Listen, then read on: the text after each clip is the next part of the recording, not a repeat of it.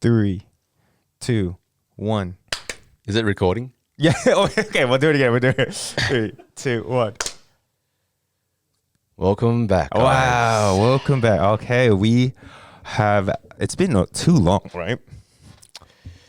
6 months, I believe. Yeah, we've been busy because what happened to us recently? So we both have been busy getting married. So Yes. that is the. Not to each other, but I got married in April. And then I got married in May. So that's Yeah. been taking up our time, and hence we haven't been able to record a lot of these sessions, but we are back. We are back because we've settled in. We found our groove in life. When we're back, it's good to be back. Do you feel good being back, James?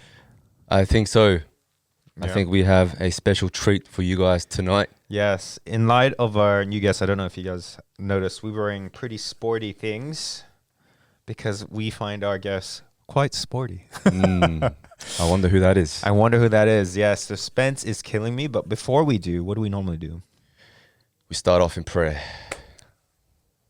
And also pray, and also play our intro. Yes.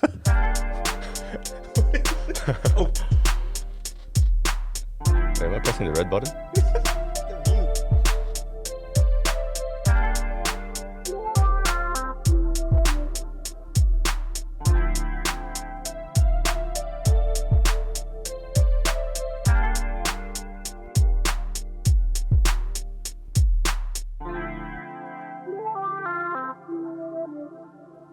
Wow, it's clear that it's been a while because we're quite clunky at this. But please forgive us. But yes, I'm excited for tonight. James, why are we excited? Well, like we said, we do have a special treat for you guys. An interesting fella is what I can say of him. Should we welcome him on board? Yes, we do. Without further ado, please welcome. A mixed bag of goodies. We have the man himself in the flesh, Justin Son. Okay, he's coming. Now we let the applaud play. Thank you. Yes. Hello. Welcome, Justin. Thank you. Thank you Welcome. for having me. What is your BPM, heart rate BPM right now? No, I don't know. Pretty high. Pretty high, I reckon. Yeah. Yeah, because I'm so keen to be here. Well, I don't know what it is with guests, but they always feel a bit, how can I say, a little nervous before they come on board. Mm. But give or take 10 minutes, I think you'll fit right in. Yes, for sure. Yes. Well, it's been a while since we did one of these, but it's time to break the ice. Oi. Well, Justin, question 1. Question 1. Are you a better athlete than Tony Shin? Oh, shots fired already. Is that even a question? Is the question. Okay. No, I'm not. Tony is much more athletic than me. In fact, that was scientifically proven. We did a physical examination and yeah, I scored the worst metric. Oh. And Tony did very well. So no, Tony's much more athletic than I am. Right. Luckily. I think Tony, if Tony was here, he would have said himself. Yeah, the guy's no shame. No, jokes. It's good. Well, that's the first question. Okay, second question. Your worst injury or funniest OzTag moment? Ooh. Thanks be to God that I haven't actually been injured very badly ever. Yeah, no broken ankle, no broken arm, leg, whatever. Funniest OzTag. This question isn't really an icebreaker now that I think about it. It's a bit deep. It's something that you have to think about. Nah, I think I got wedgied once when someone was trying to tag me. So yeah, undies pants were basically my butt was out Oh, to really? the public. Yeah, Oh. that was pretty embarrassing. Everyone found it funny, but it wasn't really funny to me. You'd rather get hurt at that point. Yeah, kind of. I'd rather- Yeah, just go with a jar finger or a bad ankle. Yeah. What can you do at that point? Like, I feel like it happens all in slow motion. Say when it happens, and then you're not in a rush to like put it back up because it already happened. No, I'm definitely in a rush to put it back up. Oh, really? Yeah. I don't know about Let's you. just say James might not be. Yeah. Isn't that, James? I think most people are in a rush to put it back. Okay, moving on. Third question. This is a bit of a more personal one. What is your ideal day off? Oh. like? I think it depends. So if I feel a little bit more energetic, then I'll definitely go to the gym, do some active stuff, so go for a run, maybe OzTag training, whatnot. I'll initiate that. But most of the time, I actually like to cook in my spare time. I like to. I have a friend that I cook with a lot of the time, and we just go out, get ingredients, and then we cook for ourselves, take photos, make it pretty, like this and that. Do you have like an Instagram page where you put up all your? Yeah, we do. Oh, really? Oh, did you ask that not knowingly or? Yeah. I do have an Instagram page. Oh. But, Do you yeah. wanna Are you comfortable? Yeah, you Put plug your your hand hand in. It's 요리똥손, which means in Korean it means like bad at cooking. Oh. Yeah, but Son is like my last name, so that's why I put it there. That's Yeah. very, very endearing. Is your friend's last name? No, Dong? my friend's name is Andrew. His last Oh. name is Kim. Okay. But because I made it, I just okay. For those YouTube watchers, we'll put on the screen or in the description. Yes, You'll see it. yeah. A side question to that is, have you watched what's that Netflix show? Cooking Netflix Culinary show? Class Yeah, was. culi- Yeah, I've do you have watched. I think I've rewatched it like Oh, really? 4 or 5 times. Yeah. do you have a favorite chef? A favorite chef. Ooh. When he was on the show, I really liked Triple Star, but I think there was some recent kind of scandals and controversies surrounding him. Yeah, there were. Oh. I don't know how legitimate they were, but Yeah. they were. So, other than that, I like the guy who got eliminated by Cheon-sok. He used to work for Ansongjae chef. Oh yeah. He did the duck dish in round 1. Yeah, he was pretty good, I think. But Okay. Question number 4. Four. Well, leading up to, I guess you just shared about you're interested in cooking. So we heard your dream was to be a chef when you were younger. What is the best dish you can make? My signature dish is aglio olio. So it's a Whoa, what's that? it's like a garlic oil pasta dish. I think the literal Italian translation to English is aglio is garlic and olio is oil, garlic and oil. Okay. It's a garlic, like an oil-based pasta dish. Very garlicky, very umami flavor. So it's like garlic and it's what the name is. That's right. That's right. That's right. So what does umami mean again? I'm not certain, so don't quote me on this. But umami is like the deepness in flavor, sort of like when you add MSG to fried rice. Yeah, that yeah. kind of flavor. Yeah. Soy Interesting. sauce. Wow. Look out, ladies. He can cook. So what's the key to making a good ala olio? Oh, wow. Is that how you say it? I don't know how to make That was smooth. though. That was smooth, James. I appreciate that.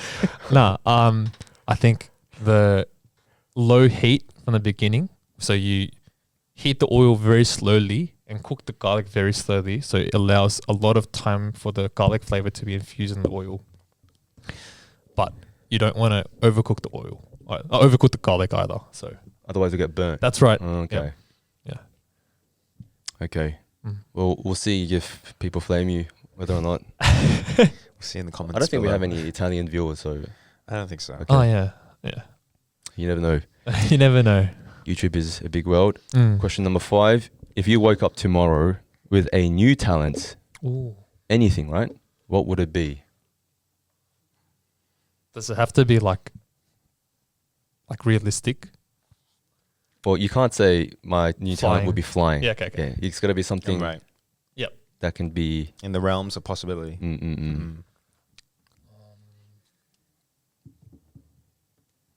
You wake up tomorrow and you have this new talent.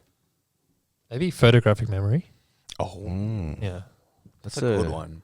Yeah. That's actually a very good answer because Thank I you. low key consider it to be some sort of superpower, but it's realistic. yeah, Yeah, it's yeah. some Possible. people are just like Yeah, yeah. I've met some people that actually have that. It's crazy how they. Mm. Yeah, it's insane. You'll be like that Suits guy. I haven't watched Suits. Oh, you haven't. No, sorry. If you get the reference, you get the reference. I'm guessing he's good at. He's got photographic memory. Well, that is our ice officially broken. Well done. Thanks for Oh, thank you. completing. Wow, that was that was good. How do you feel? If you're settled in now, Yeah, for sure. The ice has been broken. Feel great. Also, Mm. how do we know you? How do we know you? Uh, That's always a question that we I ask. think I guess. we met. I think the first time I met you guys was. Oh at- wait, no. Generally speaking, sorry. Oh. On Sundays. Oh. Hint, hint, hint. Through church. Oh, and what church is that? One Family Church. Oh, and what time? 3 p.m. service. 3 p.m. service, one fam. And where is that located? 2B Factory Street, Granville. Yes, represent. Yes, and that's how we know each other. Yes, sir. And that's, I guess, how we interacted. Now, recently, Mm. you became a member last year, was it? No, this year Easter. This year. Oh my gosh. Time flies. It feels like you've been here forever. But Oh, you're thank still you. I'll take that as a brand compliment. spanking new. You're Yeah. a new member, which is amazing. But as we always do, what was your impressions? Was our impressions? So, yeah, actually, James, I want to know what your impression of our guest. Well, Justin here. my first impression of Justin, like I said before when I was introducing him onto the show, I feel like he has a mixed bag of goodies. And the reason why I say that is he has so many different characteristics.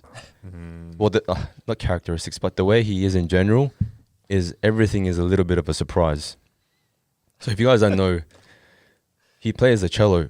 And I only found out, obviously, I guess this was one of the first few times when I met Justin was during OzTag training. And we had, I guess, lunch afterwards. And then he mentioned how, he plays the cello. And so I was so shocked because I didn't expect him to be able to play the cello. It's like, it's quite interesting because when I first saw Justin at church, I thought he was just a bit of, how can I say, not a naughty boy, not a naughty guy, but how can I say, just very down to earth Korean bloke. He's got the side split, the curtains. Why did Naughty enter the? Until I didn't expect him to play OzTag either. Oh. And then I turned up to training that day and I saw Justin training. And then he looks a lot more different when he's got a cap on and he's got a bit of a mullet action going here. Oh, And yes. so, when I first saw him play OzTag, I was like, oh, this guy's got a bit of an edge to him. And then I was like, oh, okay, I see what sort of guy this is. And then I started talking to him because I didn't talk to him up until that point.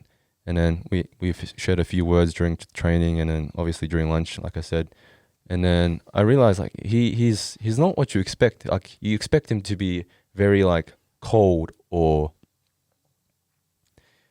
very quiet and just like very judging people.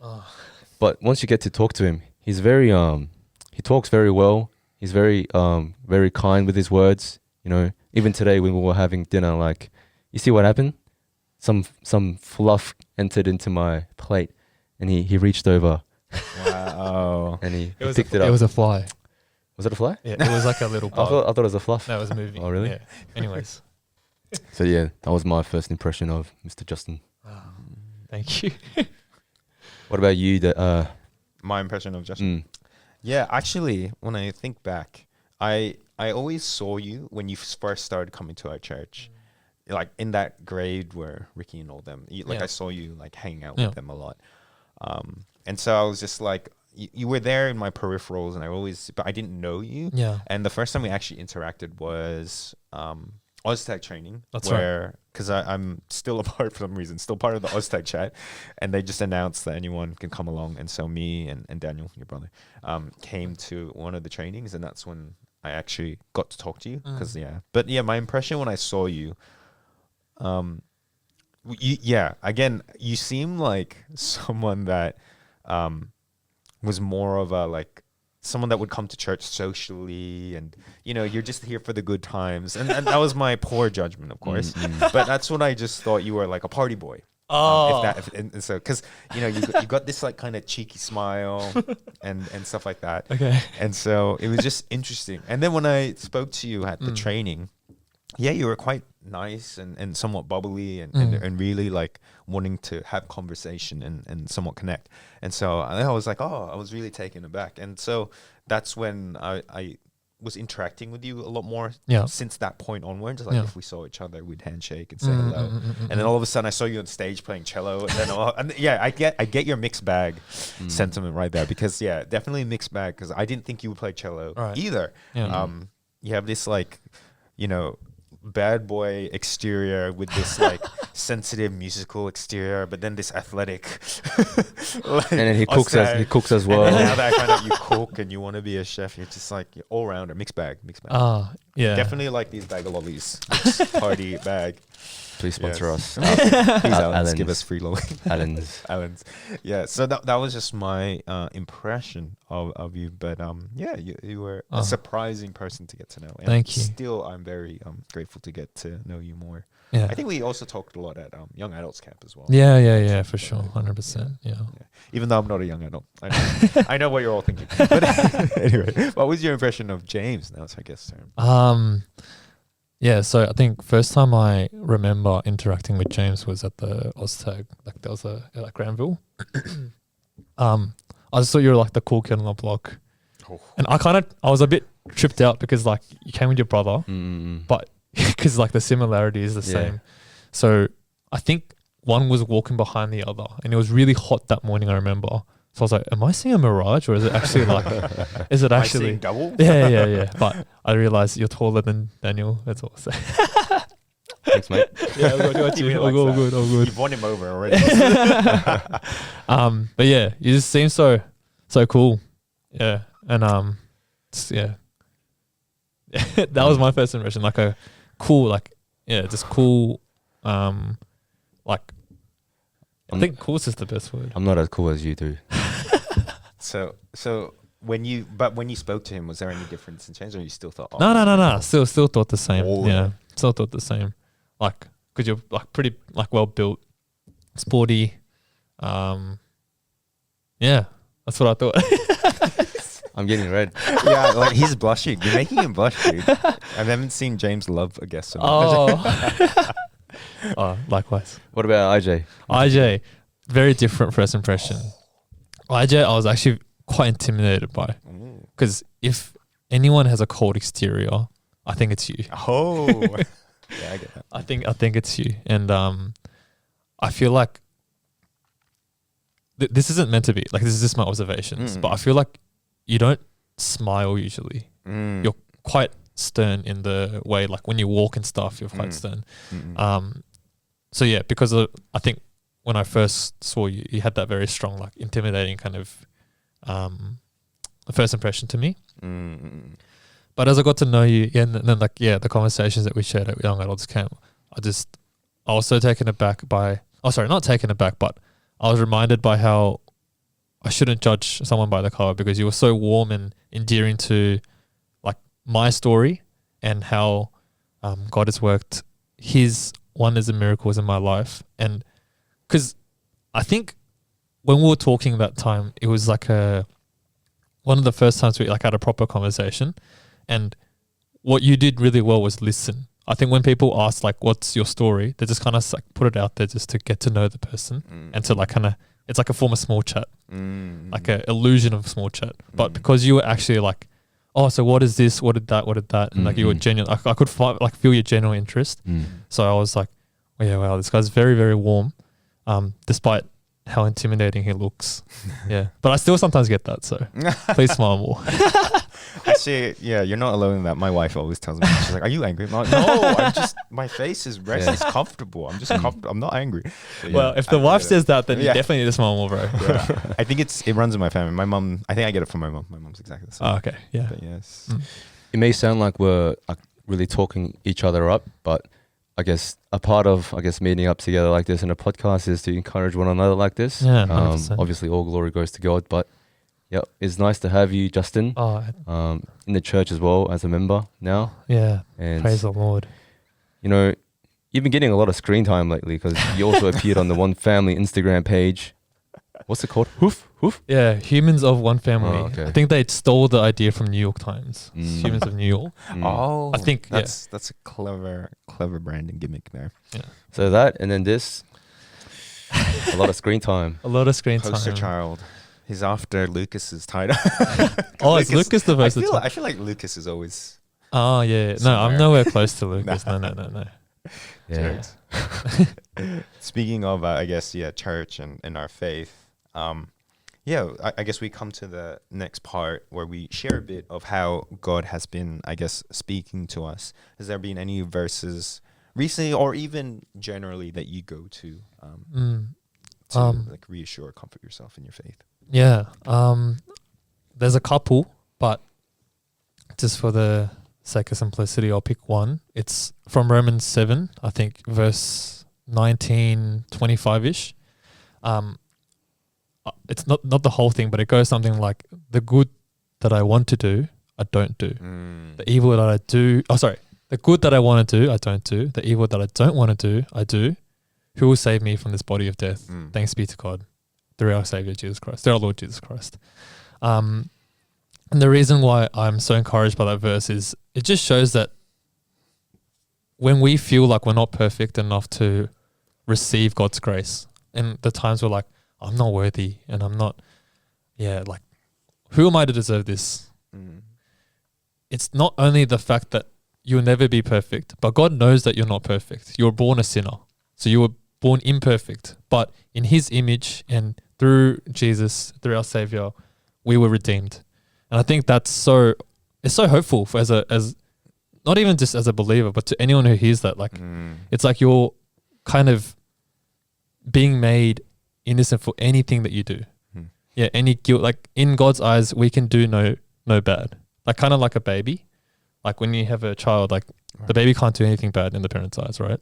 I think it's kind of like that love, or even more, to be honest, but that love that we can only comprehend. So yeah, that's why that verse has stuck out to me recently. Yeah. Well, yeah, for myself as well, I think lately I've been thinking about, do you know how everyone, I guess, usually talks about Jesus being Jesus, like, is my all thing, or like people, you know how people would say, you have everything in Jesus. Like, for me, like, whenever I heard that, it's such a passing comment because people say it so many times that I didn't really really think about it. Like, what does it mean when you say, oh, Jesus is my everything? Like, I have all I need in Jesus. It got so numb to me that I think I started to think about it lately. And do you guys know John MacArthur? Yeah, I've heard it. Yeah, he's a I guess a pretty, like, well-known pastor, but he passed away, like, I think not a month ago, like a week ago. But after I saw his news that he passed away, I was looking for some John MacArthur books. My dad's a pastor, by the way, and he had a lot of, I guess, stored up books downstairs, and I was looking at his books, and then there was one that was called I forgot the title of the name, but it was like the book was called, like, Sufficiency in Christ. I've been reading a little bit about that, and obviously it talks about how Christ, it explains that phrase, right? Jesus is my all. How we find like sufficiency in Christ, and obviously last week as well, Pastor Jacob talked about a little bit about our weakness being something that's there, so that God's, I guess, glory and strength can also be seen in our weakness. And yeah, like, I think I'll just quote 2 Corinthians chapter 12, verse 9. My grace is sufficient for you, for my power is made perfect in weakness. And so just about sufficiency there, for me, I think I've been thinking, maybe it means, when we say Jesus is my all, we're saying He has already done everything. He has already shown us grace, and that alone is sufficient for all our weaknesses. But I think something that I haven't still wrapped my head around is in terms of monetary like goods or like products. Yeah, like things like that. I still struggle with, say. So, in terms of that as well, I know the answer from the Bible. Like Jesus provides. He is a provider of all things. But I think for me to really believe, it still requires for me to, really meditate and look into His Word. Amen. Yeah. What about you, Ajay? Yeah, I think something that I was meditating over recently was actually because we were filming this podcast. I felt like I was a bit rusty thinking about filming it, so I was watching some old episodes, and there was an episode I watched that I mentioned I was reading a book before I got married called The Meaning of Marriage by Timothy Keller. And there was like one thing that I mentioned in that previous podcast that got me thinking again about that takeaway point. And from that book, it brings up this idea of emotional security found in emotional wealth. And what that means is, like, Timothy Keller was talking about how what emotional wealth and security looks like is that when you get into a situation where it doesn't go your way or you're disappointed, you don't jump to being disillusioned, but rather you have so much, I guess, spiritual security that you are able to like give out that grace to continue on, or however it may be. In some of the passages it was talking about was Psalms 103:12. As far as the east is from the west, so far does He remove our transgressions from us. And yeah, just the idea of like whenever we, I guess, face difficulty, we have this kind of spiritual anchor to remind ourselves of God's grace. And also in Romans 5:8, where it says, "But God showed us His great love for us by sending Christ to die for us while we were still sinners." And so I think having that mindset that anchors you to the truth, so that you do have that spiritual security and emotional wealth, so that when you do face difficult situations, you come out of it not unfazed, but with a sense of peace and stability, if that makes sense. Mm. So, those were some of the things that I was just thinking about. Yes. But, thanks, boys, for sharing how God has been working in our lives recently or over the past couple of years. But, I really wanted to continue on that conversation of how God's working, and in particularly how God is working in your life, Justin.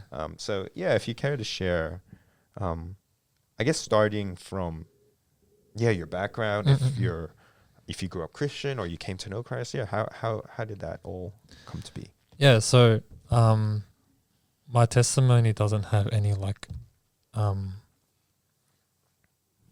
skewed changing point. There's not going to be like all of a sudden I felt like this a huge turning point. That's right. Because I grew up Catholic. I was born into a Catholic family, baptized. I was born in Korea, and I was baptized in Korea as well. And then when we moved to Australia when I was four, we as a family of three attended the Korean Catholic Church in Silverwater. It's a very big like Korean Catholic church. Went there, to Sunday service and like Sunday school as well. And you know how we do communion every month? Basically, with Catholicism, you actually there's like a process to achieving communion. So you had to kind of go through like a course, I guess. And before that, it was a confession. So one of my like deepest memories of going to church was actually a confession. So basically, before you can accept the body of Christ, like the communion bread, you have to do a confession in front of a priest. So you go into a room and the priest is behind the wall. You kneel and the priest asks you, so is there anything you want to confess? And then I remember just saying, I've been a bad son and like I didn't pick up the rubbish this time and I could have done it. And I remember crying coming out. Yeah. It was pretty embarrassing. Yeah. In front of all my church mates as well. They were like, bro, like, go get a tissue.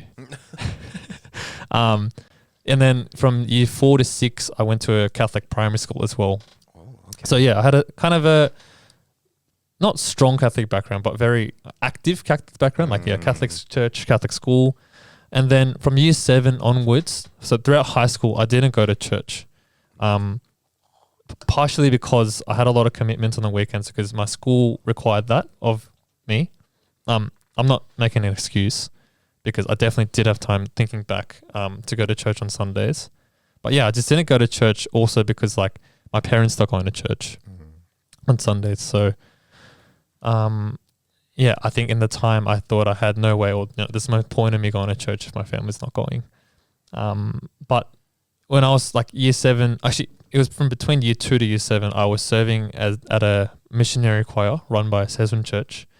We'd go to nursing homes and just play music and worship in front of like elderly people. Fast forward after high school, and then I graduated in 2019. So the next year, first year uni was actually COVID year. Yeah. And in the time where, self-isolation and what do you call it? Lockdown. when you're still like in your room, I just kind of opened the Bible just to kind of see what it was. Like just kind of come back to it. Yeah. Like, I haven't read this in a while. I know there's Matthew, Mark, Luke, and John, but what actually kind of happened. So I just opened the Bible just like very casually though. Like it wasn't like a deep study or anything. And then that kind of went on. And then 2021, I came back to church. So I started attending a church called Kingsway Evangelical Church. At the time, it was in Hunters Hill. Pastor Paul, Pastor Paul, and Pastor Peter. Was it like friends that got you in there? Yeah, so my cousin, Pastor Paul was a high school pastor at Sezun, and I think he stepped down and started his own. I believe that's what happened. Yeah, and he started his own church. So a lot of the old like high school ministry kids, or all high school kids from Sezun came to Kingsway. My cousin was one of those people. So one Saturday night, she was like, "What are you doing tomorrow? Like, do you want to catch up?" And I was like, "Yeah, let's do it." Because she lives in America. She works in America. And she was like, "Okay, can you pick me up for church tomorrow?" So she actually hit me up because she needed a lift to church, not because she wanted to see me.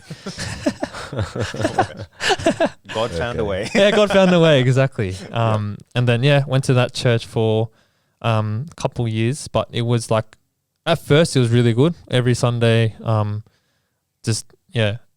learning more and more about God. But as kind of the time went on, I started being a bit lazier, started prioritizing the fleshly kind of motives more. So that's that. And then I came to One Family Church in September through Adrian's wedding.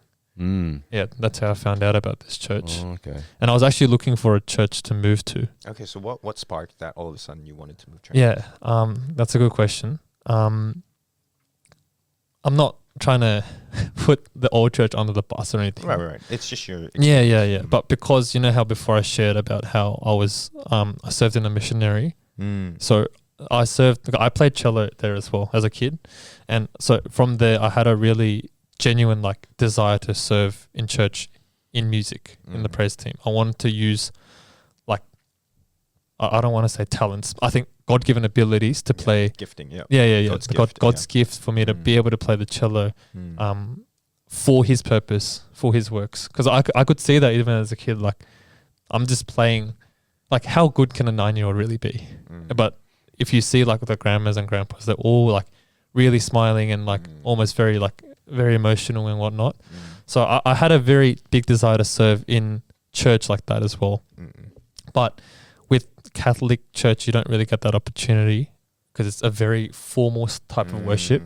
And then at Kingsway, that's when I was like, oh, I kind of want to join. But then when I asked, they were like a bit like, they rejected me, but in very nice way. Like, like I feel like we're a bit overstaffed with praise, even though they weren't, I think, in my opinion. Okay. I think that, again, it's not an excuse, but I think personally I felt like because I wasn't that involved in the church, I felt less and less motivation to go week in and week out. Okay. Yeah. Enough. Well, I think that's a good hunger to have when you come to church, is to want to serve Mm, to the way in mm, which mm, God has mm. gifted you, and Mm. so that's not necessarily a bad thing. Maybe, yeah, maybe. do you That's think a like, good thing. do you think like a part of it was also like I guess if they got to know you a bit better, maybe like they knew that you were coming back from like you had a Catholic background, and then say, I don't know, like if you were being involved in is Kingsway Presbyterian or Baptist? Evangelical. Evangelical. Okay. So, So kind ma- of Presbyterian. Okay. Yeah. maybe like do you reckon like a part of it was also like your faith kind of thing as well, or I didn't really feel that. Yeah. There's another reason which I'll get to as well, but Mm, because my cousin's also very like avid musician. mm, She's actually a musician as a career. oh wow, okay. Yeah, yeah, and she's very well known in Session Church, so they knew that I had that. But I think, because to be honest, cello doesn't really fit in with like elec, bass, keyboard, and so I thought that's what it Mm. was. Mm. But the second reason was because I was never in a small group in the Mm. old church, and that was my number one desire. So music was like kind of second, but Mm. number one was small group, because Mm. I feel like I needed a leader to guide me through the Bible, to guide me through my faith, and to to set my path straight, because I'm so weak by myself. Right. But they didn't have that. No, so they didn't have, or like you just, was it like during your duration of going there, they didn't have small groups, or they just didn't put you in one? I can't say for a fact that I don't, because I don't know if they do have one or not. But, Oh, okay. So you just, okay. but as in, because I kind of did ask, but yeah, I was never put in one. Right. Mm. They seem to have a different infrastructure. Kind of, from yeah. Other churches. So yeah. they had their own way of doing things. That's and right. That's right. it That's just- right. In their system, there wasn't, it was just, Mm-mm. it seemed like you I'm weren't being a bit really- careful because yeah. I don't know the ins and outs of the infrastructure as well. So Yeah, we're not about tearing out another church. It just, I think at the end of the day, Yeah. God brings people Yeah, to yeah, certain yeah. spaces and certain places, and this Yeah. is the way you ended up. Mm. And I'm sure that church also has. Its Oh yeah, own great- yeah, Yeah, we've had community. Pastor Paul come and Mm. preach for Yeah. us in our camp as well. And very Yeah, good yeah. pastor. I used to go to Cesson as well, and he Oh, used to yeah, be yeah, my yeah. what do you call it, before high school, like primary pastor as well. So Yeah. I really remember his sermons still. But yeah, Yeah. I didn't know that you also went to Kingsway. Yeah. Yeah, so I guess that didn't come to be, and so then you went to Adrian's wedding. Yeah. So from that point, I was like, okay, maybe I'm not in a small group because the church is so small. Okay. Yeah. Mm. So I was like, okay, naturally I should find a bigger church first. Mm. So I was thinking New Life, because I know people that go to New Life as well, like Sesson. But then, yeah, at that time, Adrian had his wedding.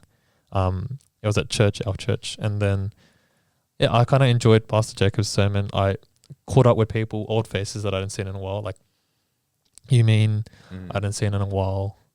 Even Adrian at the time, I hadn't actually seen in a while. Wait, how do you know Adrian? And you Yeah, so Adrian, I have a big group of boys, like mates, and some of them went to Wright Secondary, where Adrian went to. And then we got closer as we played. We had a massive soccer team Mm. in first year uni, or second year uni, sorry. And yeah, Adrian was in the team. He was a goalie, Well, what position did you play? center defensive mid. Center defensive mid. Yeah. Oh, Yeah, interesting. yeah. They call me Conte. So Conte is like this small French guy Oh, who okay. very like Okay. I can see that. If you cut all your hair. Yeah, he's small French. Yeah, black. Is He's he very bold and aggressive. no, he's very he's known for his stamina. Oh, Yeah. And he's very like down to earth. Like he's very Oh. timid. Like he did not like France won the World Cup, and you can see like pictures of him like standing in the background because he was too timid to ask for the trophy. And then like one of his teammates got him to hold it and stuff. Yeah, I think it was more the physical attributes. Like, yeah. I can see the. Oh, I can okay. see the. Timidity. Yeah, not the timidity, but I'm talking about the hardworking, thank humble, you. hardworking. Thank you. Oh, thank you. Okay, so anyway, you're talking about Adrian, and you were. Yeah. And what I was then saying. so I was catching up with you, man. He's like, yeah, why don't you come? And Tony as well, Mm. because Tony and Annie, because they from Oztag. Mm.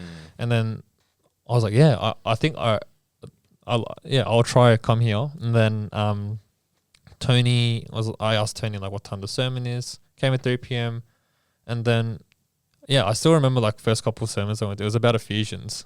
And I really like Ephesians. And yeah, started coming week in, week out, and I was like, yeah, this is a church I want to think settle in, because everyone was so nice to me. I think I get a lot of comments saying you settled in really well, but I think that's actually not me. It's the people that made me settle in well. Yeah, because if you think about it, one person can't settle in well. It's everyone else who kind of supports that individual. So yeah, and then have been here ever since. You know, small group. So you mentioned you stopped going to church in high school, right? Yeah. So that was a Catholic church you stopped attending? Yes. Like, what I'm curious about also is, like, what made you decide to not return to a Catholic church, but rather go to, say, a Presbyterian church or like a evangelical church? From my understanding, like at the time, Catholic churches were a lot more formal, and I think they still are to an extent. Yeah. Like the mass, not sermon, the mass. It's very formal, very structured. Yeah. It's just that they've got, in terms of views, they have high view in church tradition. That's right. Structure, That's right. and maybe the Bible is not as That's on right. the same level. Yeah, while Protestants are the opposite. 100%. It's more on Bible, Exactly. and then like infrastructure in church can vary from denomination to denomination. So exactly. you felt that. Yeah, and I felt that, and I felt like that's exactly it. I felt like if I was to know Christ more, I need to know the Bible more. It's not about the church. Okay. So when my cousin took me to Kingsway, I was taken aback, because that was my first ever Christian sermon.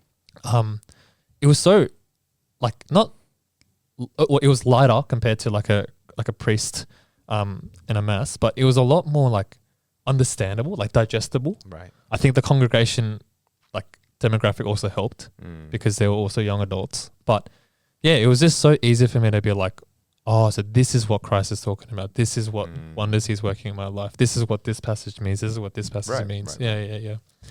So that's, yeah. Does that answer the question? I see. Yeah, because I think, do you reckon if, like, you'll probably share more about this as well, but I think, when I saw your Instagram hoof, I was interested, like, oh, how did this guy go from being a Catholic to I guess, would you consider yourself or identify yourself as a Christian now? I am. Protestant, yeah. Protestant, yeah. So I think that was one of the, I guess, like, curiosities I had. Yeah. And now that you say, like, you were more interested in, I guess, in finding out, I guess, the truth in that sense in the Bible itself, as compared to seeing how it was all done via tradition or, because to be honest, I don't know too much about Catholicism. So I kind of looked into a bit as well, like, to see, like, what were the core differences. But yeah, interesting. But to be honest, same. I actually still don't know much about Catholicism, even though my whole upbringing was Catholicism. But like, as the name suggests, Christian, follower of Christ, right? It's not follower of anything else. It's just to know Jesus. Yeah. It's very, there's a whole church history as to why there's that. The Roman Catholic Church is they consider themselves the original church. Yeah. But then there is a group of Christians that broke away, Protestant, the whole Reformation, and that's why it's Protestant, because they're protesting. Yeah. So anyway, there's this whole church history and Reformation, and I guess it's a bit sensitive because obviously there are Catholic people that genuinely love Jesus and follow Jesus, but they do things differently from we do, and obviously we have different convictions. And I think all of us can agree that our conviction is to search the scriptures and to know God through the scriptures. And that's just our conviction. And we found One Family Church, which does that. And it's part of our, I guess, church motto as well. That, we value the scriptures highly. So yes, sir. Yeah. But thanks for sharing. Oh, no, yeah. I feel like I've grown to know you more through that, and hopefully the viewers and listeners here have learned a thing or two about our guest. But also hopefully don't be afraid to come up to Justin, as we've all done the icebreaker and broken through the barriers of awkwardness to kind of understand that, as much as how sometimes people may look cold, or you might have an assumption of someone's character. that might not necessarily be true. Yes. The inside betrays the outside. Yes. Mm. Well, Justin, Yes. we got to hear a bit about your story. I guess how you came to this church and everything. Do you have anything like any interests or topics that you're very passionate about? I guess your Instagram hoof talked about you were studying common law Yes. Yes. in UNSW. I guess outside of studies and stuff, what are some things that you are interested about? Yeah. So you know how when you mentioned like, I have a lot of hobbies, and I think that comes partially because I'm a very easily distracted person. You saying you're mildly ADHD? High key ADHD. I don't know. Yeah, it's Jokes. past the mildly stage. I think. Right. But yeah, So you're the type of person to watch the new F1 movie and suddenly be so interested in like cars and stuff. that's exactly it. So Oh, it's okay, like I get it. yeah. Yeah, It's yeah. like if I have an interest in something, I'll pursue that interest Mm. to its core. Mm. Yeah. So if I'm really interested about sports, Yeah. or like a sport in particular, like basketball, I was crazy about basketball during high school. Oh. Or I still am, but Uh-huh. I was like, yeah, waking up at like 5:30, catching the first like 6 a.m. train from Epping to go to school, which is in the city, and then training from like 6:45 onwards to like beginning of school. By yourself? Yeah, by myself sometimes, and also like they had like morning trainings as well. Wow. And then like lunchtime, I would always play basketball, like stuff like that. Mhm. And then, like cooking as well. I'm like deeply into cooking. How do you even get into cooking? Yeah, good question. So I kind of shared it on my hoof. Oh, really? Yeah. But it's because I'm a very picky eater, and Oh, yeah. my mom used to cook like, cause she was like the main kind of Cook. cook of the house, Mm. like the domestic, Mm-mm-mm. like the household leader. So she'd cook, but she's also working. So Mm. she didn't have time to cook like individual dishes. So Mm. she just cooked big batches of food and like maybe freeze it or just put it in the fridge. So like Mm. seaweed byeokguk, seaweed soup, like curry rice, Mm-mm. like that kind of. Mm. But then, who wants to eat curry rice for like a week straight? Right. Like even to this day, like when it's curry rice, I can only have like one, and it's like okay, yeah. So I was like, okay, I got to do something because I asked my mom like, oh, can we eat something else? She's like, are you cooking? Oh, Oh, and I was like, okay, fine, I'll cook then. Yeah. Ah, Yeah. I see. And then, so I remember like watching Jamie Oliver 30-minute meals on Channel 10. Like, had a notebook, like, Wow. vigorously writing the recipe down. And then, that's how I got into cooking. Yeah. And now it's just a hobby. Yeah, it sounds like you're a very intentional guy because the fact that like, you had that diligence at a young age to, firstly pursue like an activity that you liked. And so Yeah. you understood what it took to get better and then you did it. Oh, And then after that, Yeah. going to 5 a.m. train, like that's a lot of I discipline. think and you're drive. glorifying me a bit. I think I was just a bit obsessed with it. No, but still, you had that drive. Oh, yeah. And now it's Yeah. with Mm. cooking as well. Yeah. I agree.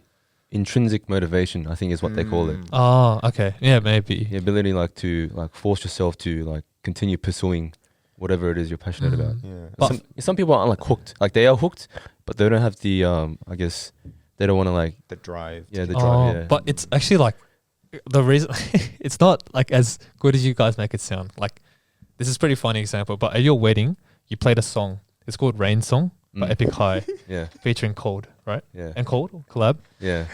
I heard it's like your favorite song. It is. That's his anthem. That's how we all know James Bond. It's Oh, just is that it? one song. That Yeah. one song he plays. Oh, never. Well, when I heard it, Yeah. I was like, wow, this is a jam, bro. Like I love this song. What did I say, man? It's now sitting at Spotify on repeat, #1. Yeah, because I listen to it like Mm. when I'm like infatuated with the song, I Mm. keep on listening Yeah, to it. I on do that repeat. too. When I like Yeah. a song, I'll just. Yeah. So Does that mean you're the type of person to rewatch the same movie if you like it? it is. It is. Same. I'm the same. Yeah. It is. Are And you? Well, I used to, but nowadays I think I don't rewatch the same movie. oh, I'm rewatching. I rewatched Reply 88 like Oh, a gazillion times, and The Glory. Yeah, my wife has Oh. Reply 88 just constantly playing in the background on repeat. All Yeah, episodes just yeah. going round and round. I'm just like, oh, it's on again. Didn't we watch this yesterday? Yeah, I'm like, isn't this on every day? Well, what's your favorite movie? My favorite movie. Ooh.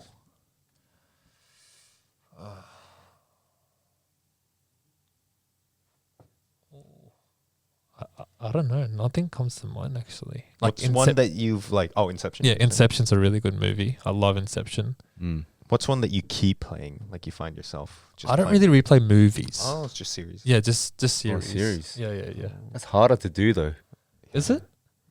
because the It's- movie is it's just a- like 2 hours. Yeah, and- it's more. It's a Oh. bigger commitment Oh, because you no, have to like. I Continue. think in that sense it's easier to do because if it's a movie, it's a shorter thing on repeat, so you get Yeah. sick of it more and more. But because it's longer, it's more spread out to repeat.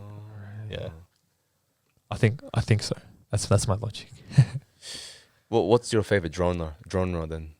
Oh, so like see, I like Reply, Mm. but I also like I like The Glory a lot. Yeah.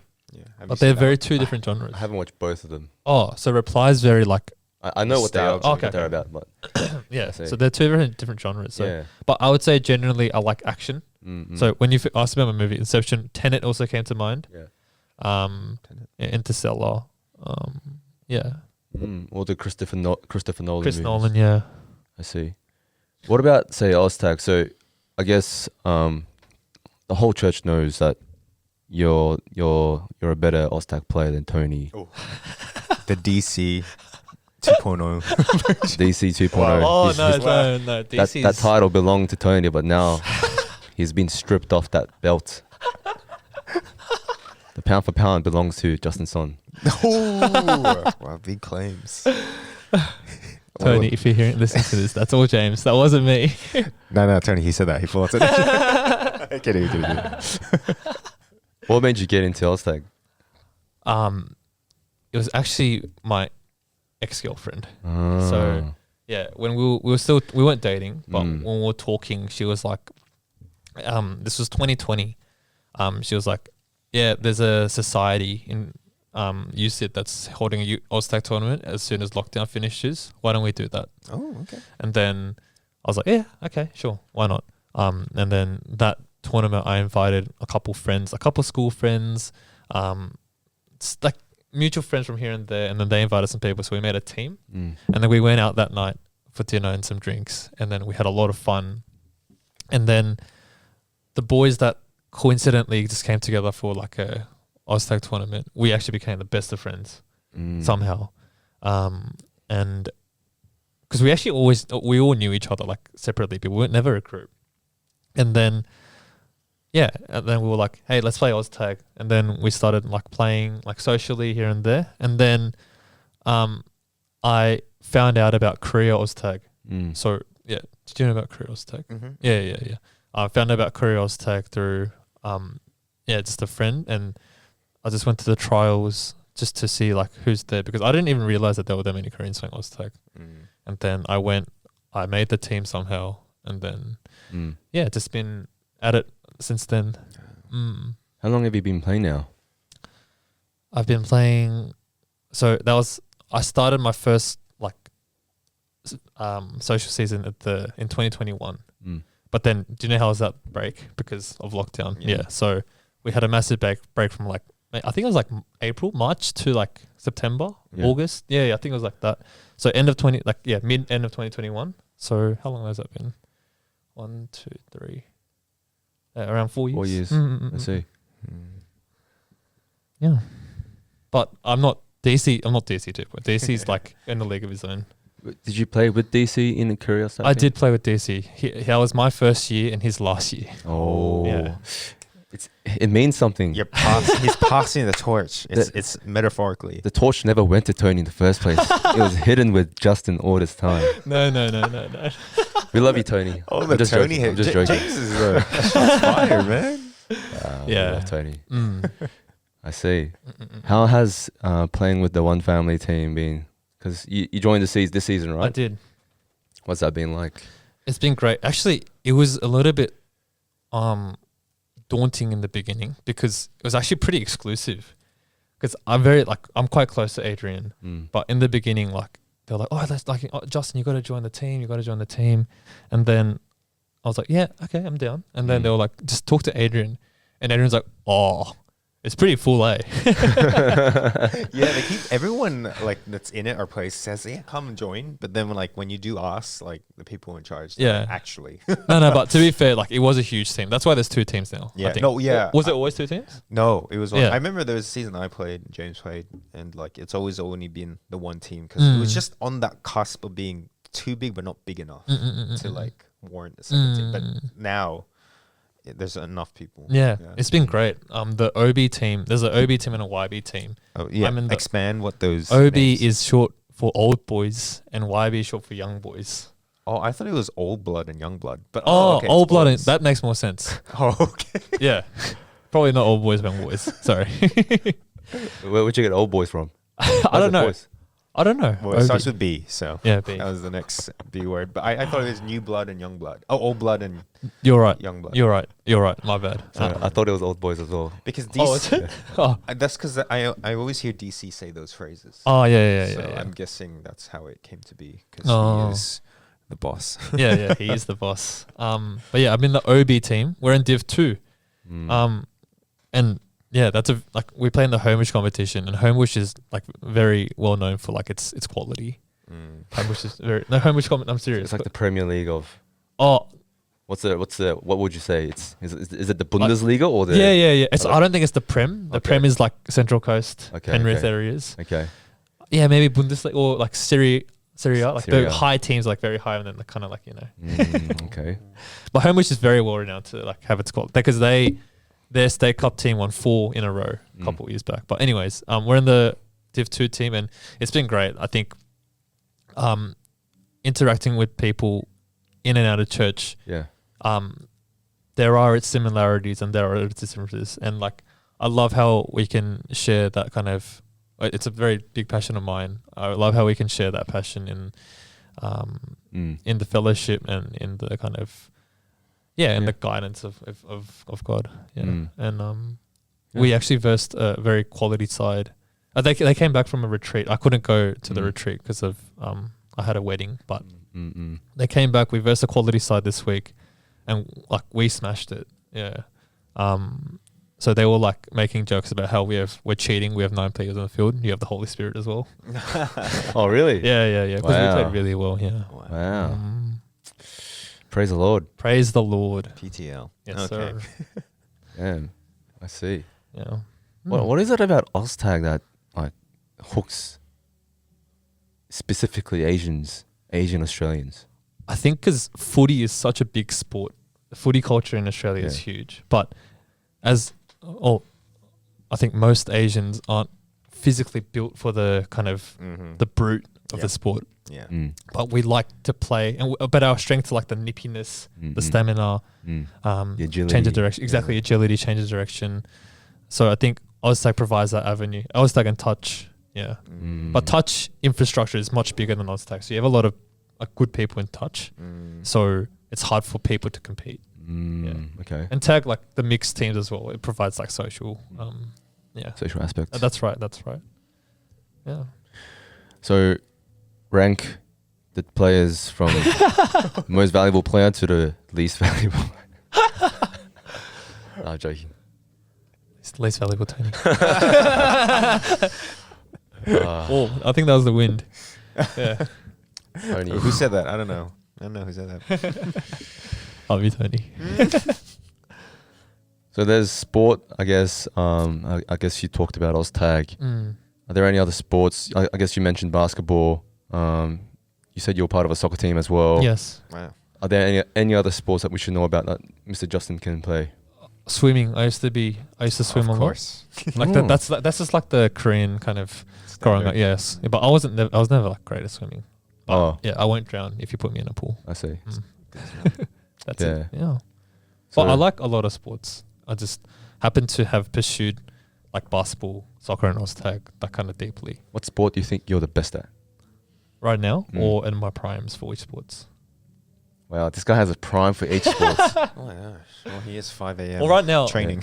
right now I think it's Oztag for sure. Okay. I haven't played soccer in like a couple of years and basketball as well. Yeah. Well, I didn't know you played soccer, man. We have a church soccer team. Yeah, I know. Yeah. So another brother asked me to join the team, Yeah. but because I have a lot of commitments, I couldn't Yeah. commit to it. But I did really want to join. Mm-mm. You know, Weren't you like doing soccer and Oztag at the same time at once? I was doing futsal. Yeah, futsal and Oztag, but Damn, these like boys. it wasn't like I'm not like we don't train like professional athletes, so like our bodies will just get wrecked because we'll play on the Thursday futsal and then I don't know, or like Okay. 4 or 5 day, like 4 day rest is not bad if we're playing Oztag on Tuesday, but still, even now, like, do you reckon for you, right? Mm. Like, it takes a long time for you to recover after you do some physical exercise? Not really. No, I think because I've been exercising for so long, Yeah. I don't feel the impact of it because I've been so consistent Mm-mm. over the years. But in terms of getting injured and healing, yeah, my okay. body doesn't heal as quick as it did in its I see. 20s. That's the only difference. But if you keep exercising consistently, Yeah.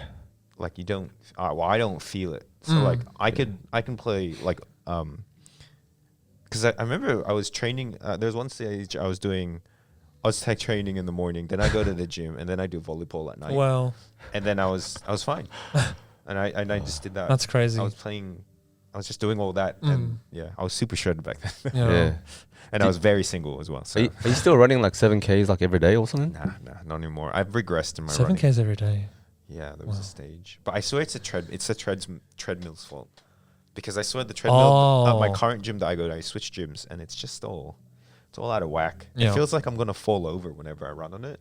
But then when I go on the more expensive treadmills in the newer gyms, I just run longer, and I think they just support your knees better. Oh, I don't know. yeah, I yeah, just yeah, feel yeah, the yeah. difference. But Yep. anyway, Yeah, enough of that. But yes, as you get older, you won't heal as Yeah. quick. Yeah. So, But yeah. yes. But that's okay. So you sound like you're full on sports, got your music and cooking. I feel like we've explored a lot of, I guess, your who you are, kind of. And I guess we'll want to move on to the next part, which is a new part that I'm trialing for this podcast, which is not that one. No, not yet. Not yet. It is saucy. Sorry. Scandalous scenarios. Oh man, that Where'd you get saucy from? I don't know. It's been a long hour. Anyway, we got there in the end. And so what's gonna happen is I'm gonna read scenarios, and I want to hear how both of you will respond or handle these situations. Now, these are different social situations, and I want to see your temperaments or how you would act, and see what you say. Okay, the first scenario. By the way, there's an event going on at church, so if you hear stuff in the background, people are Yes. praising. Okay, this scenario is private versus secret. You've been dating someone for 6 months and they still haven't posted about you or told certain friends about you. Is that a red flag or just personal boundaries? If I was to put myself in the person's shoes, I think I would. The reason why I would do that would be out of a wise decision. Say, it's the best way I can describe it. Yeah. So I don't think it's a red flag. I think based on the context or the intention behind why she does it or he does it, I think 100%. Same. Yeah. I think that's exactly what I was going to say. No, like seriously, because That's so interesting because I trialed these questions as well to a bunch of random people. And today I was with a bunch of girls. My wife had a bunch of girls, and I asked them this question. They were like, "It's a red flag." really? Yeah. But then I asked this to my small group boys, and they all said the same thing. So it's interesting. The Yeah. females seem to be more confrontational. They want to confront and talk about it, while the men are always like, it's all right. like, yeah, I feel like there's not really a deeper meaning to constitute a red flag. It's just like, I mean, why did you do it? It was for this reason. Okay, that makes sense. Well, yeah, when I asked the girls, I had a lot more questions. Yeah. So they really Yeah. think deeply about it, which is fine. Yeah, That's for fine. sure. But it's just different. Okay. Your ex is now dating your friend. You broke up a year ago, and now your friend is seeing your ex. Do you have the right to be mad, or is it fair game? Like, they can date, I don't care, because like it's up to them. Yeah. Are you the type to, like, when you break up with someone, you just don't interact with that? Like, Yeah. obviously it's Yep. a clean break. Yep, clean. Yeah, Yes, same. yeah. Mm. But Would you be the same, James, if you had a clean breakup before back in the day? Would Mm. you be the type to, like, stay friends, or would you, like, just No. Yeah. It has to be a clean break. yeah. Otherwise, it's not a breakup. Yeah. There's a clean break, but Yeah. then What happens if that friend was your best friend? like, so like the questions like, would I be mad at them? Yeah. Would you say something and confront them, or would If you they were just my say, best friend, Yeah. then yes, I would confront them. But I wouldn't confront. Yeah, yeah, you normally. normally, Yeah. yeah. I don't think it's in my responsibility to confront. Yeah. If they want to keep it a secret from me, then they can keep it a secret from me. I'll act like I don't know. But if it's my best friend, Mm. like, yeah, You- there's yeah. there's gonna be not problems, but like There's some gonna be sort more of conversation. yeah. Mm. I guess like what I'm thinking about is I guess everyone has their own life and everyone can make their own decisions. But yeah, to be honest, I don't know. Answer that question, but it happens. It happens, but well, is the person gonna say no? Don't date the person because I dated the person before? Right. I guess that there's sometimes within this unspoken ground rule or understanding that, like, you don't take, like, you don't take sloppy seconds kind of thing. Like, you don't go for your friends. You don't cut your friend's grass kind of thing. Like, you steer clear, like, out of respect. But then, not clearly, that friend did not care and went for it. Okay. I guess that's just the thought behind male, at least with male friendships, or some friendships. Some friendships, some men or people in general don't really care, but some might. But you know what? People would reply to that and be like, then go live with your friend for the rest of your life. Yeah. How are you, Gabe? Yeah. Okay. And the next one is your friend borrows something valuable months ago and keeps forgetting to return it. Do you ask directly for it, or do you let it go? You can check it. Oh, me. No, ask directly for it. Ah, okay. Yeah, for sure. Go Yeah. straight for it. Like, just give it back. It's not. Yeah. You feel comfortable. What do you? Yeah. It depends what it is. You said valuable, right? Valuable. Yeah, yeah. valuable. Okay, so like a TV or I love that's the first notion that when you think of something valuable, it's like, oh, it's got to be a TV.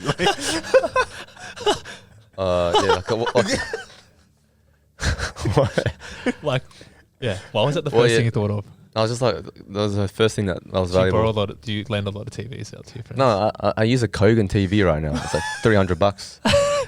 He wants a new TV. Is what he said. But like if it was okay, so let's say it's money. Right? Yeah. I think if it was cash, and I lent it to if I think if I lent it to the person, I struggle with this as well in the sense that, I know that when you give to someone, you give like freely, as they say, and Yeah. you give with no expectation of return. I know that in my head, but it's so hard to like, just let it go. Say if they don't pay you back or they kind of forgot about it. And so, yeah, I think for me, I want to say that I would just let it go. But I think, yeah, obviously my flesh would say, oh, ask them and then tell them, pay up. I think money's a little different. I was thinking more like not TVs, but like clothes. Okay. Yeah, Yeah, yeah. An clothes, yeah. expensive like jacket, like Yeah. like if you got a designer belt or something that someone borrowed, Yeah. would you like give it back, or would you be like, oh, Like, yeah, Let it like go. that's when I would be like, give it back. Yeah, but yeah. then if it's money, I agree with that. Yeah, same. Say, Yeah. So I kind of put you down at that. I use my example with that. Kind of put that our guest down. I'm sorry. No, it's okay. It's Sorry. okay. It's okay. You said TV, so that made Yeah, up for so- it. Yeah, answer that. definitely if it's clothes or like what I know, like my headphones, I was like, hey, give it back, man. yeah, Yeah. Okay, the next one. One sibling constantly borrows money from your parents and never pays them back while you're working hard and are independent. Do you say something or do you stay out of it? Oh, I actually want to hear James and Elizabeth because you have an older brother and I do. Yeah. So there was a time when my older brother was working full time already, and there was a time when I was still a student, and my brother would contribute more to. We were living alone at that time as well, so he'll contribute more to the paying off the rent and bills and stuff. And so, the question was, you know, what do you think of that? If one sibling was paying more than the other sibling, I think as seasons change, like those sort of responsibilities will also change as well. And then just because one sibling pays more in this season, may not necessarily mean that will be the case forever. So I don't think it's a bad thing. Like it can't be like amongst the family. Like there's no favors in family. Like it's you do it because they're family. And so yeah, I don't think it's a 50. This one's more along the side of paying back in that it's siblings like mooching off, like taking advantage of your parents' generosity, just being like take, rather than like working for themselves and doing that. They're like, oh, it's all right, I'll get parents to pay. Or like, do you say something to your sibling, or do you just let it go? Well, the thing is, my brother really likes receiving gifts from our parents. But for me, I'm like, oh, don't worry about it. Don't worry about it. Well, he just threw it. But the thing is, like, they still buy it anyway, even though I say no. Yeah. But I don't think. No, you don't have to apply it Yeah. in real life, like putting Daniel in that situation. Just saying generally, if you had a sibling that you saw, Yeah. you don't have to be This so is the literal. third time he's asked that question, by the way. So I don't get the question. He's making everything so literal and almost like making Daniel kind of look bad. low-key. You answered the question. I have a younger brother. He's 10 years younger than me, so he's 14 now. So obviously I don't expect him to like be independent. I wasn't doing that when I was 14. So yeah. But in saying that, I think I was good in recognizing what I can do. So for example, like, yeah, if mum would come in with the groceries and like, you know, she's going to cook, I would always help her with the groceries, like from the garage to the home, or like I would always clean my own dishes at least, or just help with cleaning or like household chores to make her life easier. I think that's what you can do if you're not giving back. I mean, I think you can do that despite like, you know, not taking anything because it's your parents. But like it's in a convenience sense, like in a pragmatic sense. Like, yeah, I think if you can't, then you should do whatever's in your ability to be able to show that this is, you know, like, yeah, I like really a return, appreciate. like That's a right. mutual relationship. Yeah, that but goes that's back not to and say forth. it's not a transactional kind of love though. Yeah, It's just like appreciation. that's right. Yeah, appreciation is the right word. Yep. Yeah. Gratitude. Yeah. Gratitude, exactly. But I think if he gets older and he's still doing like, because he's a little grub. He leaves rubbish everywhere, like food on the table. Like, oh, come on, bro. Like, just at least put it in the sink. But yeah, if he gets older and he's like kind of switching off, like, you know, getting the money and stuff, I definitely have a word with him. But like, nah, like, yeah, I'm confiscating that money and then give it back. Have you ever hit your younger brother, like out of discipline and love? Yes. Oh, I'm quite tough. I see. Yeah. I see. I can see that. Yeah. Like, what would you say? 정신 차려. I never hit. Is this like nightmare? Is this like PTSD? How high pitches it? No, I never resort to physical violence as my first. I always say nicely, don't do this. You should have done this. This is not the right way, etc. But then when they repeatedly kind of go against your advice and your kind of words, that's when I'm like, what else should I be able to do for you not to do it? Especially if it's a very important thing. Yeah. Like, I get that. yeah, so I do, but it's not like a slap across the face or anything. Right, it's right, just like a on the butt sometimes. Yeah. Yeah. Yeah. Yeah, I guess that they're because what's your age gap? 10. 10 years. Oh yeah, that's Yeah. definitely a different dynamic for someone 100%. who's your age gap is like what, a year? Yeah, just a a year. year Oh, apart. yeah. So Yeah, mine's like 5 years. Mm-mm. I definitely felt your younger brother's experience with my brother. In that, like, I had an older brother, but no, he never hit me. He just intimidated me. Oh, I see. Just a lot of like Yeah, flexing yeah. on me. I'm like, oh, okay, I'll Yeah, stop, yeah, and yeah. running away. Yeah. But yeah, Mm. it's more like that. It's more like that now. I would say. Yeah. I guess so. Yeah. Yeah. Yeah, but interesting. Yeah. Okay. Family intervention gone wrong. Your cousin is dating someone toxic. The whole family wants you to be the one to talk some sense into them. Do you say and intervene, or do you just stay completely out of it? I'm not too close with my cousins because they all live in Korea. It doesn't have to be literal, but if you were Are you T? Is your MBTI T? It's a very strong T. well, it seems like it. Yeah. But if they were to live, If you were in that situation, socially speaking, yeah, would you be someone to care enough? I guess it's just pointing to the idea. Would you care enough to say something, or would you be like, nah, I'm good? honestly speaking, I don't think I'd be like that interested in my cousin's life Okay. because like I grew Fair up in enough, fair such a individual. I guess like Korean like families a bit more.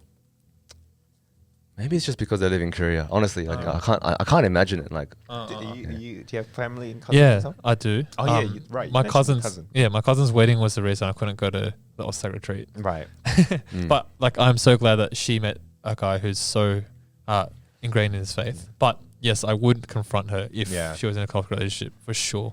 Because marriage is a lifelong commitment, not Yes. to yourself and the spouse, but to God. Yes. It's a covenant with God, and so if you're going to make that covenant with God, Hmm. like, you better make it with the most amount of wisdom fleshly possible. Mm. Yeah, which is still impossible. It's a godly wisdom, but yeah. So, Mm. and I think perspective is also a very good helper of wisdom. Yes. Yeah, For sure. yeah, Wow, very wise words right there. And they do say like when you're marrying someone, you're marrying, I guess, not only her or him, but also their family as That's well. right. So I guess Mm. yeah, Yep. you got a point in there. yeah. I do know like IJ does his fair share of, I guess, giving, because in the philo culture, right? Correct me if I'm wrong. Mhm. You guys are all tight, Yeah. and then you guys all ask advice for everyone, which I think is a good thing, to be honest. Like, Mm. and then you help out a lot. I've seen that as well. Yeah, definitely there is a lot of, amongst the cousins, we have our own cousin chat Mm. that we all constantly talk Wow. and update. Yeah. And yeah, and I know I've talked with my cousins with relationships and stuff, and I've had conversations with some cousins that are Christian that date non-Christians, and yeah, I've actually had to be like, yeah, I don't think you should be dating them. You say you're Christian, and so I've had those challenging, confronting conversations, but I do it as lovingly as I can. But you know, they're also my little cousins, so they just understand, like an older sibling kind of thing. Yeah, for sure. Yeah. Okay, the next one, family secrets. You discovered a long-held family secret, e.g., a sibling is adopted or has a different dad. Do you talk about it, or do you confront the family, or do you leave it buried? Me again? Oh, you need some time to think about it? Yeah, he's eating. Yeah. He's still processing. He purposely picked that up. Where you guys He's literally applying that. I had no family secrets. No, I would keep it a secret. Oh, Yeah. okay.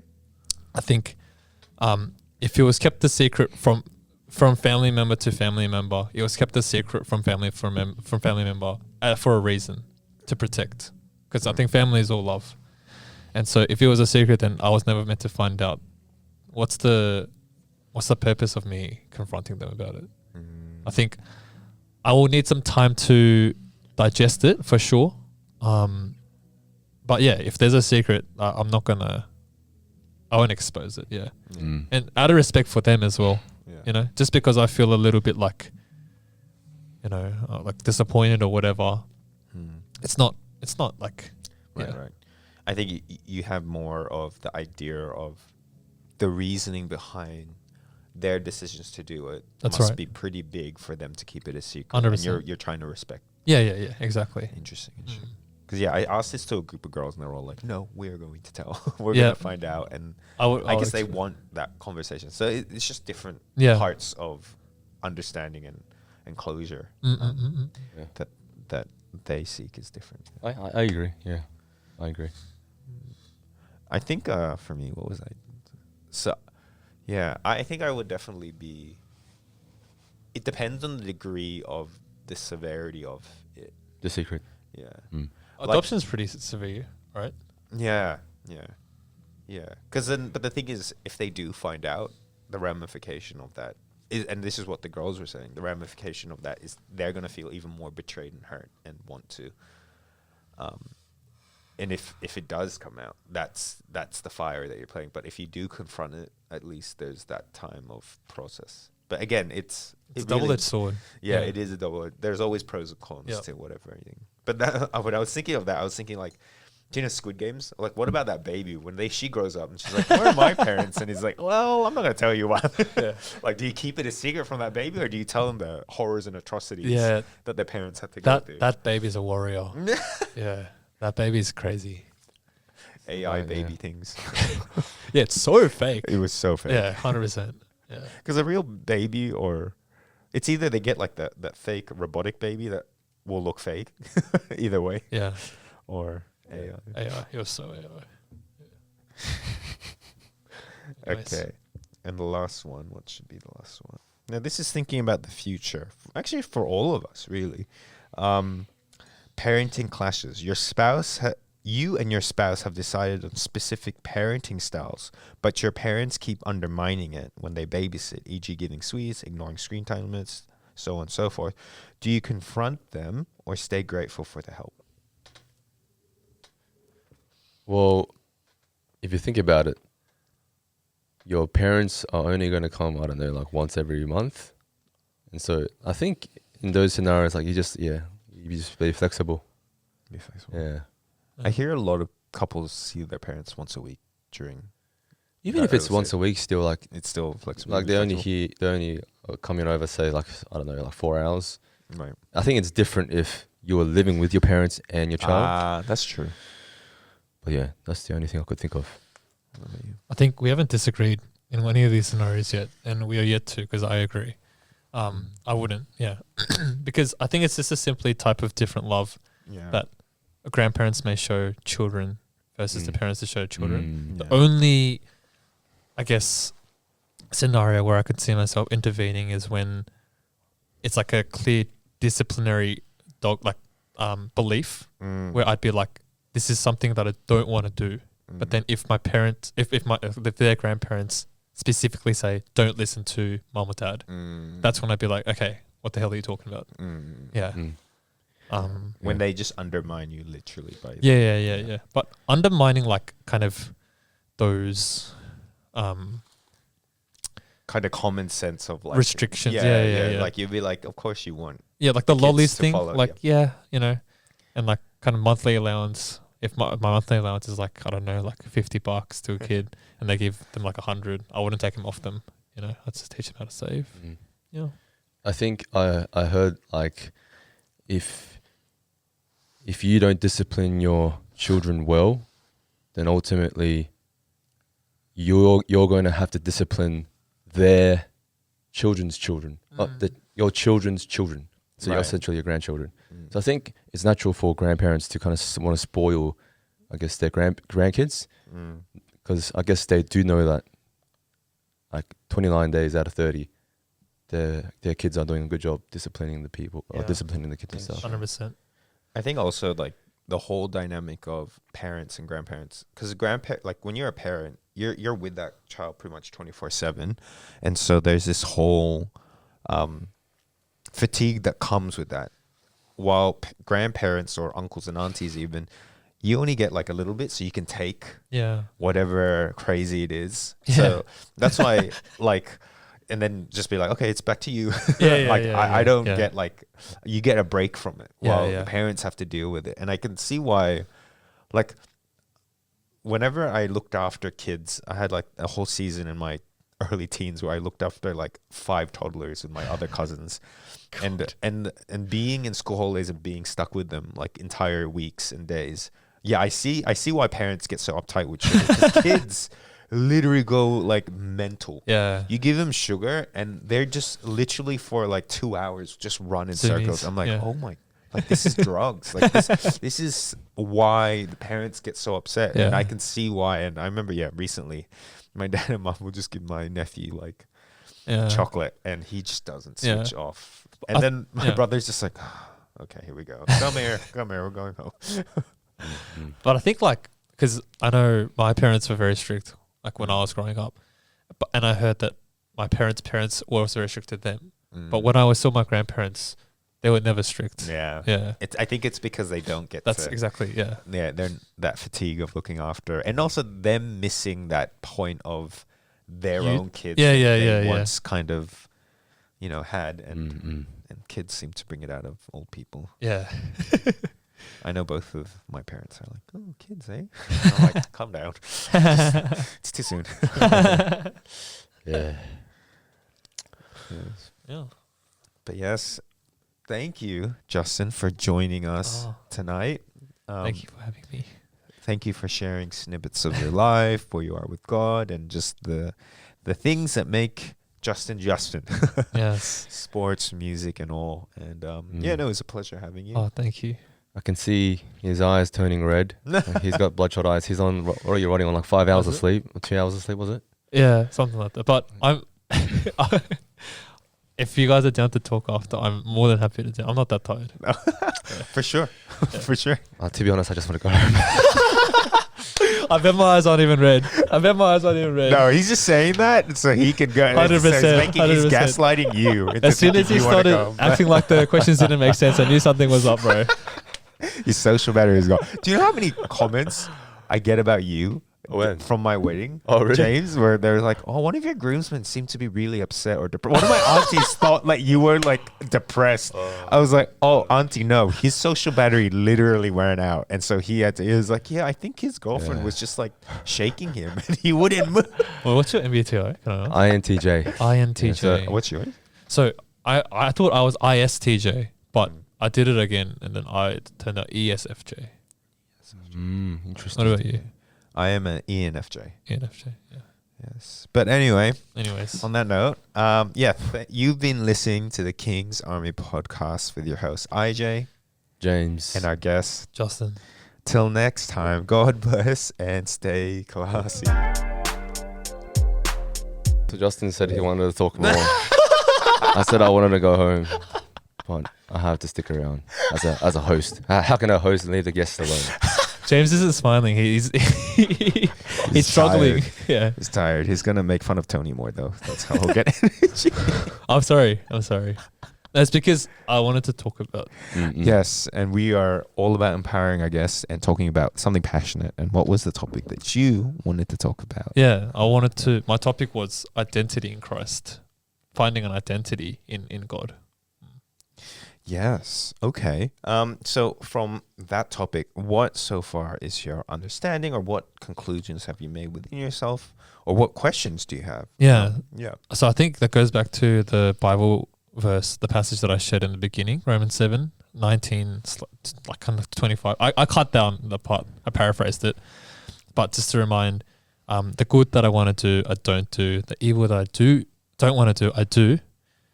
And so that in itself is so powerful because like we have no control of our own desires. You know how you talked about intrinsic motive before? That in itself, it seems like I have it all under control, but in reality I don't. And specifically when it comes to honoring God and his kingdom, it's even harder. And so I struggle with the kind of finding my identity in God if I'm so against his providence, if I'm so against what he wants, if I'm so against, like the rules and stuff that he set out, the ideas and the morals that he taught. But how can I call myself a Christian like that? And then that passage ends off with, but thanks be to God through our Lord Jesus Christ. And that message also ties into Ephesians 2 and Ephesians 4 I can think of. I think Ephesians 4 is the one where it talks about how Christ calls us. It doesn't matter how dirty we think we are. It doesn't matter what sin that we think we've committed is too great for us not to return to Christ. No, we are already called as sinners by Christ. And I think, being such a how do I say? I think considering yourself as a really big sinner goes back to what James was saying with how 2 Corinthians, how the God's strength is made in weakness. So yeah, I think that's what I was wanting to explore. Oh, okay. Yeah. You kind of like So you gonna go home fleshed now? it out. No, you just gotta flesh it out yourself, me? I guess. But yeah, like, well, what were the other things that you were like? What was the thing that you wanted to like kind of, I guess, expand or explore more in terms of identity in Christian faith? It sounded like, were you saying that you were struggling with the idea of how can I assume an identity that, like in that passage says that I'm not following? Correctly? Yeah, like I think one of our callings as followers of Christ is to be ambassadors of Christ, to share his to share the good news, to distribute the kind of contents of the gospel to anyone we can. But then, like, okay, let's say I assume that identity as like an ambassador, as someone who like preaches that word. But then if I myself don't follow that word, the hypocrisy means just kind of cancels out the whole purpose of sharing, is what I thought. I thought that, and I thought a lot of people struggle with, a lot of Christians, like, in fact, like, you know, like I go to church every Sunday and then like I do all these ungodly deeds throughout the week. I come back to church on Sunday. I do all these ungodly deeds. And it's such a cycle. God forgive me, do it again. God forgive me, do it again. God forgive me, do it again. Right. Yeah. So I felt like that kind of it murks the boundary between what you want to be like in Christ, like what you think you should be in Christ, like what kind of follower you should be in Christ versus the reality of it. Weird. And that's the kind of struggle that I think a lot of people go through. I think you got a point in saying that. Like, I think based off what you kind of like desire to be or aim to be, obviously in our case as Christians we seek to be more like Christ. Yes. Whatever it is that we're fixated on, we try to imitate, we try to be like that person. But I guess, like you mentioned, Christ is the perfect individual, and as sinful humans, you know, it's hard to adopt that, I guess, identity, because you eventually become who you admire to be, right? 100%. But for Christ, obviously, he is the perfect individual, and as sinful humans, we can't achieve that whilst living in these fleshly bodies. And so, what would you have to say to that? Well, actually, I wanted to segue into the next question, which is, okay, well, now we know that we can't, it's impossible to be Christ because he was the perfect human being. It's like not in our nature, so it's impossible to achieve. So what can we, as like, I guess, older boys of the congregation, how can we encourage the viewers to, in knowing this, how can we encourage our viewers? In knowing that we'll never be perfect, in knowing that we can't be Christ and can't be like that, how can we encourage our viewers to still, to pursue him, to walk right in righteous light? That's a good question. Because otherwise, the flip side of that is just to completely let go and just 100%. I'm a sinner. Go give up. Yeah, and then I'll just do whatever my flesh tells me to do. Exactly. Don't worry about it. I think what you've kind of described from my experience of, being kind of like a youth group leader, also a Bible study leader, and talking specifically to young men about the struggles, and what you just kind of pointed to of the idea of this kind of cycle of shame that a lot of young men seem to struggle with. And, they, during the week, they get up to XYZ, or they do things that they shouldn't. And then they come to church and please save me, Jesus. And they're only Sunday Christians. But I think that's kind of like the human experience in our faith, generally speaking. But I guess to encourage people, I guess we also know that that's kind of expected as well. That's a territory that comes with being sinful, but yet trying to strive to follow Christ. Like, and so hopefully that can relieve that kind of shame, because at the same time, you don't want to listen to shame to the point where it makes you not follow Christ, if that makes sense. I think the voice of God will never shame us. Yeah. I feel like the voice of God can bring a sense of guilt, but that drives us to strive to be more Christ-like. So rather than shame, like, oh, I'm so bad, I'm so terrible, I shouldn't be a Christian. No, that's not the voice of God. I think the voice of God will convict our hearts, like, that's not the right thing to do.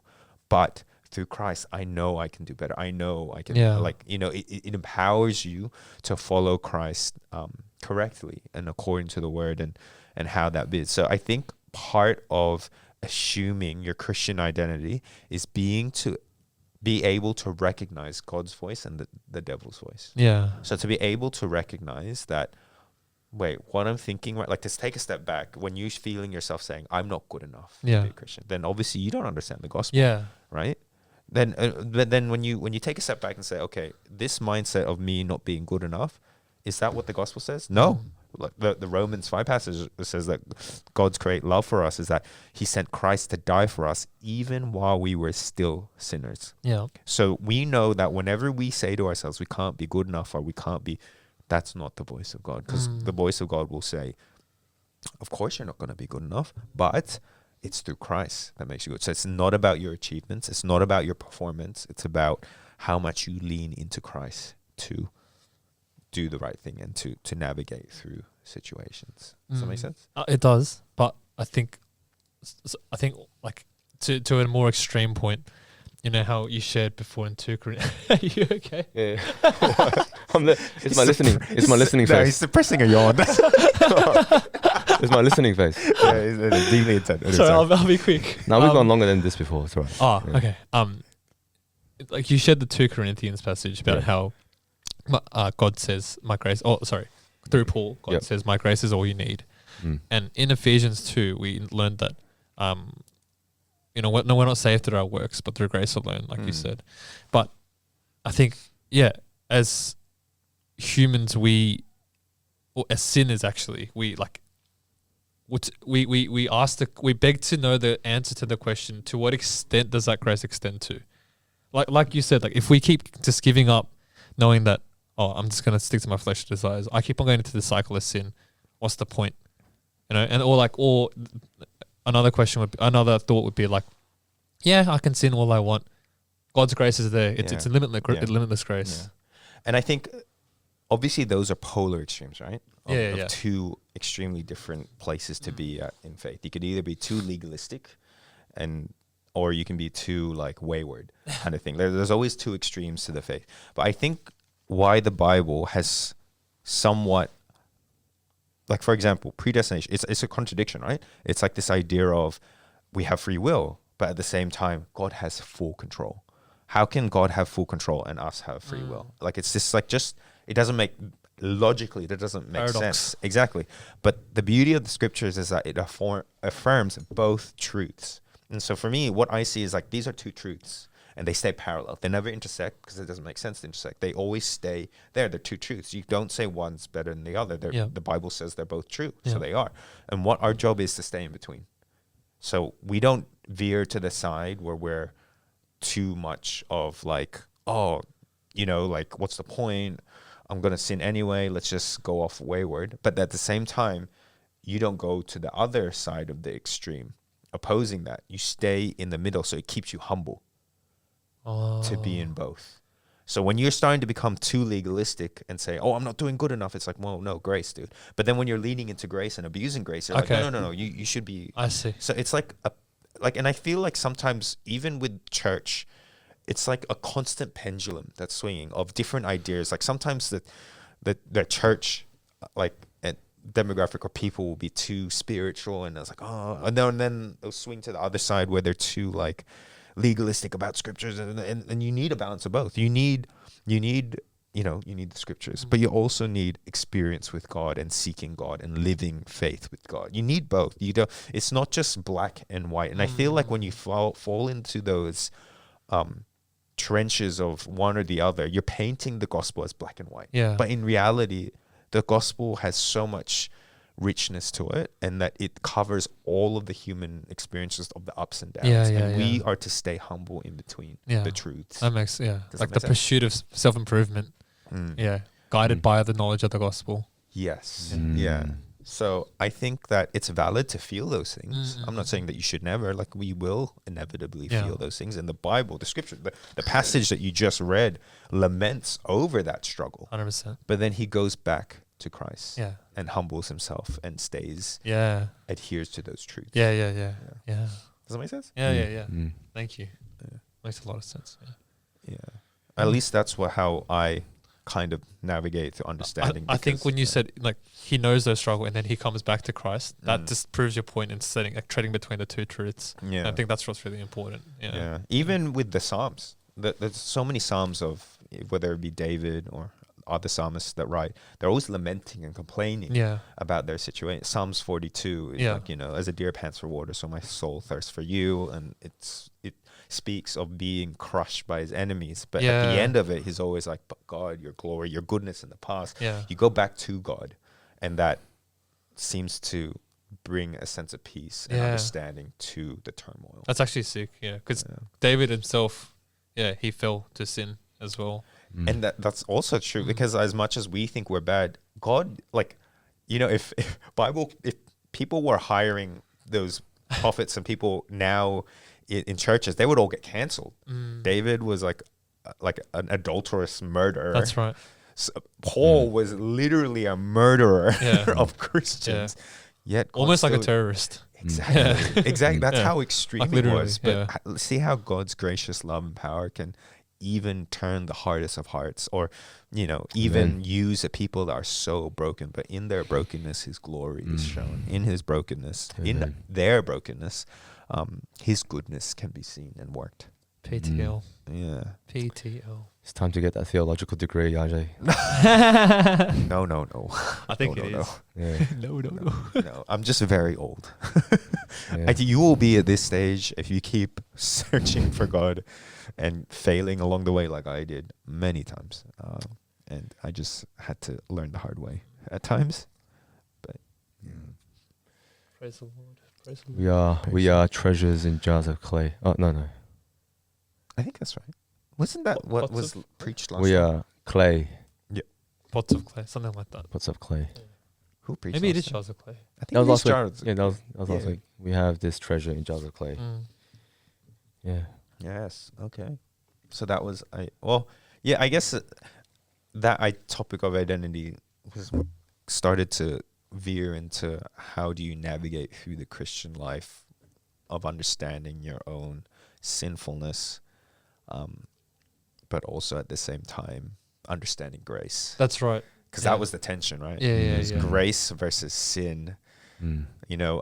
Not by works, Yeah. but then at the same time expressing your faith through obedience, and it's that whole tension. Yeah, I think it's figuring out. actually grace and justice. Yeah. Yeah. Mm. Justice, you think you should get what you deserve if you sin Yes. against the Lord. Yes. But grace is you get what you don't deserve. Yeah. Mercy is like if you sin, then and he lets it go. But then grace is like, I'll reward you even though you sinned against me. Yeah. And that's the default of the human heart. That's a Timothy Keller quote. The default of the human right is righteousness through works. Mm. Like our heart is just the way it's been conditioned, even in this world, even by our parents unintentionally. It's like, we reward you if you do good, or you will get good things if you achieve and Yep. do good. And it's just this narrative that makes sense to us. And that's why grace is so radical, because it's 100%. so opposite, 100%. so countercultural. And so, it's always trying to understand. It was interesting because I was talking to a brother that was struggling in his faith, even though previously that brother had done great things in his faith when he was younger and preached the gospel to people. But now he was questioning his own faith Wow. in this season. Yeah. And then after that, he's saying, I don't think I'm good enough. And then I was like, wait. You were so easy to preach the gospel to other people. Mm. But when I ask you, I asked him, if you die now, will you go to heaven? He's like, I can't answer that question. I don't think I'm good enough. I'm like, whoa, this is weird how you can preach grace to other people, but you can't preach it to yourself. Yeah.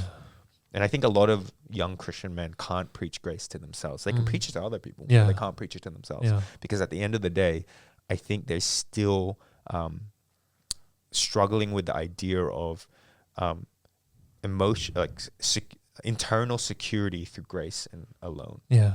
That's a hard concept for some men to kind of think, because they feel like they need to work for it. But in Yeah. reality, the gospel's the opposite. It's a testament Interesting. to the importance of fellowship. Yes. Yeah. Fellowship and and just constantly preaching the gospel to each other. So That's no, right. you may feel like you're not good enough. Well, God said you are because Mm. of Christ. You are Mm. because of Christ. Until you get that, then you can start Yeah. moving forward. Yeah. But yes. Yeah. But thank you for shedding light. Oh, thank on- you for your on time. No problem. Shedding light on such a deep and raw human experience in Mm. terms of the struggle it is with our faith. And asking such a important tension to look at, which Yeah. is grace and justice, which is very hard. Mm. But yes. Good stuff. This is our wrap up 2.0. We'll just wrap it up again. See if I'll edit it, re-edit it, re-jumble Like a something. bonus. Yeah, or a bonus. Yeah. Bonus clip. That was bonus clip. jokes. That was a jokes ending, but I'm glad that we're able to touch on that and to really finish on a spiritual note right Mm. there. But for the second time, you've been listening to the King's Army podcast with your host IJ And James. and our esteemed guest. Justin. Till next time, God bless and stay classy.